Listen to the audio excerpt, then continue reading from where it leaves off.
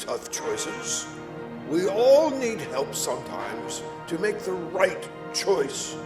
You have chosen to choose me to help you make good choices in a society chock full of choosability. Thank you for making me the choice beef in the Sunday roast of that society.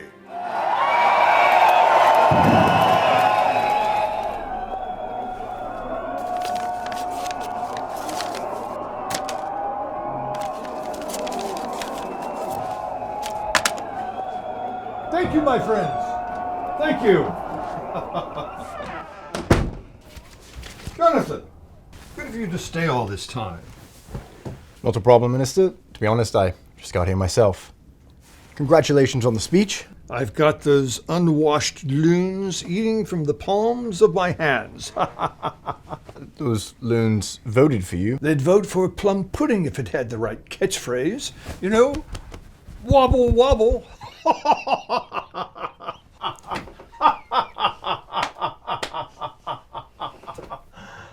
I don't think. Well, neither do they. I wouldn't have won them over had it not been for your sterling words, Jonathan. I could curse that Bell chappie for inventing these infernal machines. I haven't seen you in person for too long. Gaudini, actually. Eh? Italian gentleman invented the phone a couple of years before Bell. Quite. You know, I seem to be moving up in this world thanks to you. This job has been a great deal of difference to me, Minister, and I can't thank you enough. Well, no. Miles, please. And you've already thanked me. It would have been a shame to leave a man of your talents languishing on a rag like you did. We had a 7-figure circulation. Fast food fodder for the masses. A single copy of that newspaper had more fairy tales than a year's worth of Reading Rainbow. I'm astounded that you took that job in the first place. A living. Wasn't long there before this. You know, my bag was romantic fiction, actually. Mills and Boone type stuff.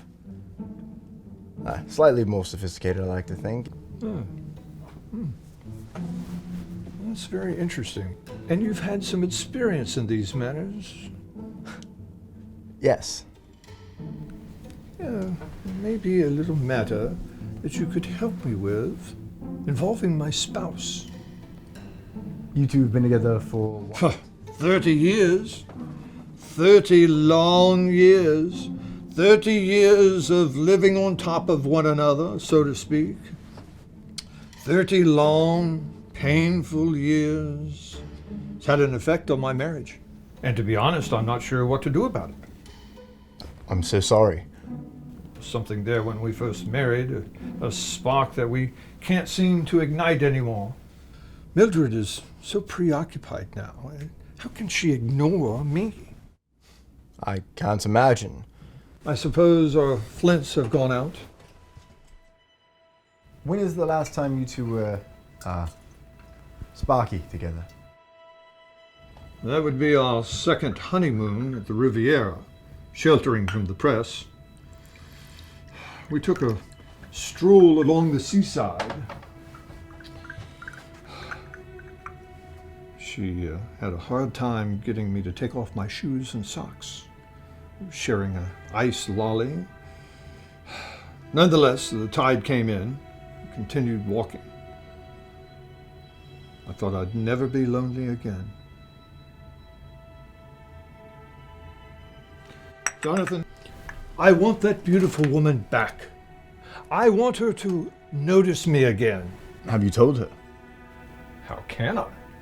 I am greeted by stilted silence every time I come home. I should not feel so uncomfortable in my own house, much less my own living room.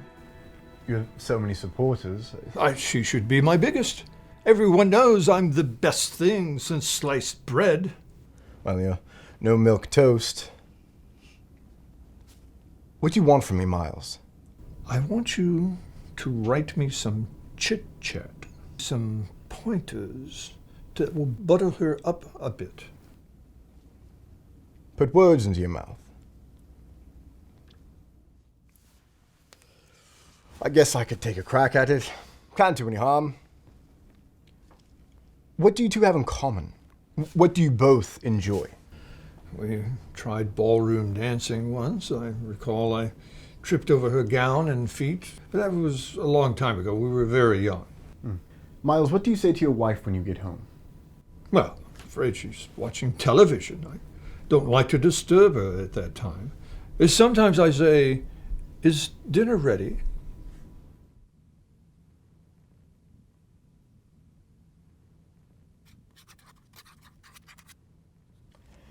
Why don't you ask her how his sister is? That's a splendid idea. Do you have any more? Perhaps the piano needs tuning? Or talk about that ugly rash developing behind your neck? I don't know.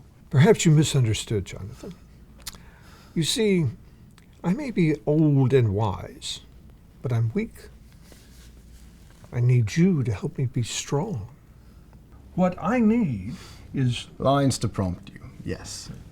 She'll watch us telly. Why not discuss some program or other?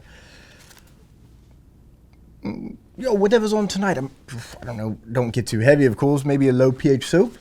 We'll grab the Radio Times and you'll be an instant expert on the subject. That's what the RT is for. I'm in your capable hands, Jonathan. Hobbies? Eh? Does Mildred have any pastimes? I don't know. Yoga. She goes to the gym a lot. You could go with her. I don't have time for that foreign nonsense. You need to make changes in your life, Miles. Why not decorate the house together? Discuss it at least. Is there anything you can improve on? Well, there is a frightfully old occasional table in the lounge. I've been meaning to get rid of it for some time, but don't have the heart. You see, it's the very correct size for my who's who. Talk it over with her. Infinite possibilities. Do you recall what you told me when I took this speechwriting job? Oh, yes. So long as there are possibilities, you could never give up hope. Exactly. I'll jot some things down, you'll memorize some lines, and we'll have this all sorted. Leave your notes with my secretary on your way out. I'm afraid I might need them. But the patient... Forget him. You've resuscitated my heart. Unlike that cardiac arrest case, my love for you will never die. Forget him? Forget you. What do you mean? Are you trying to give me a pulmonary aneurysm?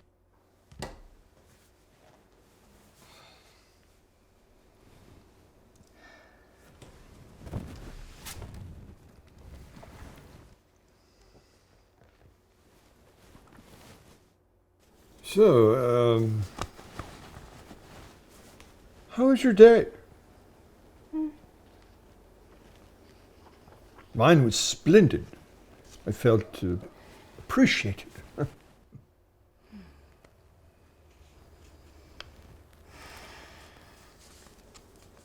How is your sister?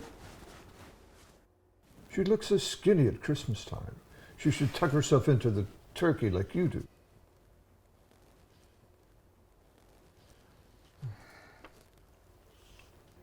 Were you enjoying the program, the Doctor's Anatomy show? I was. Until you turned it off. Well, I would like to watch it with you. Turn my brain off for a spell, like... Like me.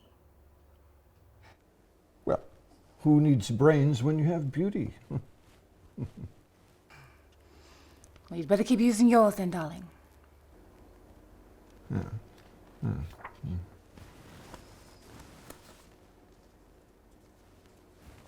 Did you go to the gym today? I know how much you need it. Not as much as some people. Beg pardon?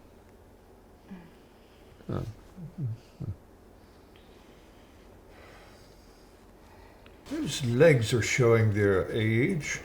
They're warped and need shaving. That top, completely inappropriate. You can see the swelling underneath. Whoever did that did not know what they were doing. I have to get rid of it. Get something that's pleasant to look at.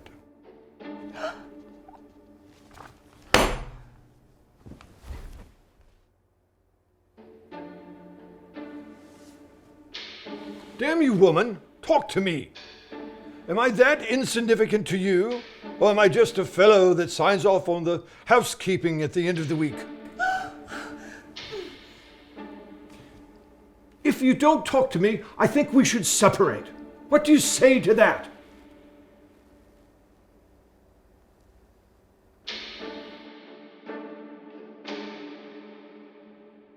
I have won elections. I have lied to the best of them. I have convinced 1,000 people to change their mind and see things my way. But I can't control my temper with the one person I love. What the hell did you say last night? Did you follow the script? To the letter.